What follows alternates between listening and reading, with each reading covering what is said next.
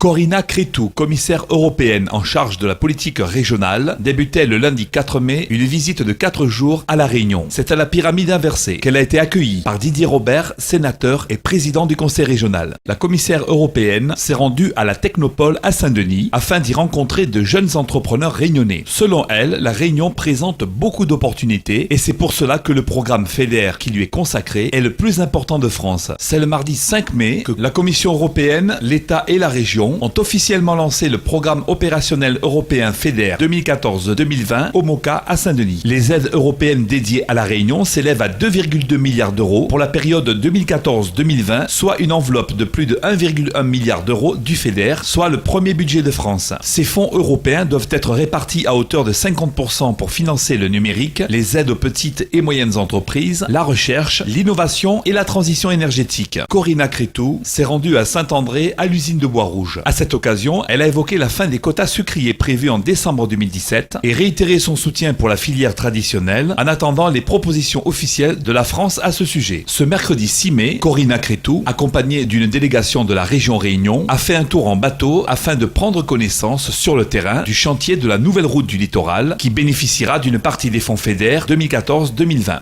L'Europe intervient très fortement sur le projet de la nouvelle route du littoral qui était validé depuis plusieurs mois, plusieurs années maintenant.